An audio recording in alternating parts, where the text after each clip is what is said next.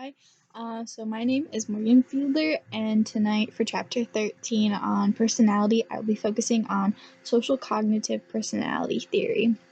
To begin, the main components to understanding the social cognitive theory is that it is formed originally from the social learning theory. So it kind of like started as that, and then it gained some other things and like developed from there. It also focused on like learning and picking up different habits from like other people based on social aspects. So this brings up the idea that in a social context, there is an interaction and a reciprocation of people, behaviors, and anything else in that like immediate environment.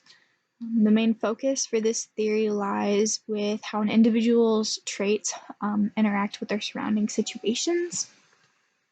Important factors include learning, cognition, and social behavior, all condensed to create a personality.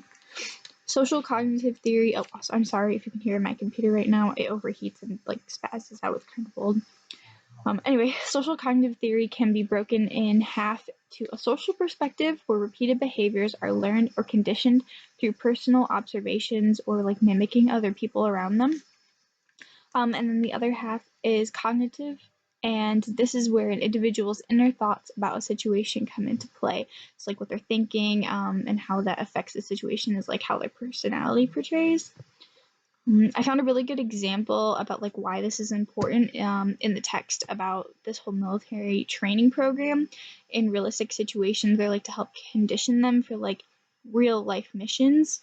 Even though it's more expensive, it's more like beneficial.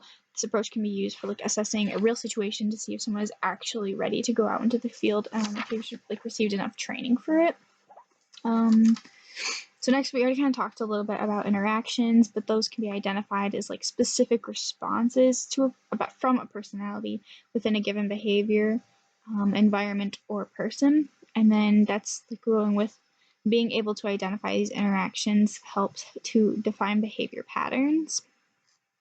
By detecting how someone reacts in a situation, psychologists can like follow back to their thinking, understand why they think that way, or like why they're behaving that way, and that kind of creates a personality, which then creates like patterns of how they're going to react in a certain situation. So like if there's situations that resemble one another, they're most likely going to act the same way according to this theory.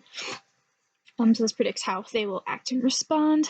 And then in order to accurately study this theory, psychologists have to do so in realistic settings like those military training simulations to produce authentic results that could predict how it would transfer into like real life situations. That's the way it's accurate. And then now a major downfall is that they kind of fail to take into account like emotions or like predispositions or pretty much anything away from like a specific situation. They don't really take into account for that.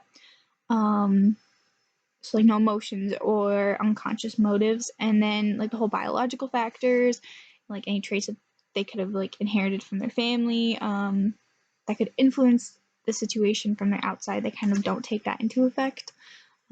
Yeah, so basically that is the social cognitive personality theory. Thank you.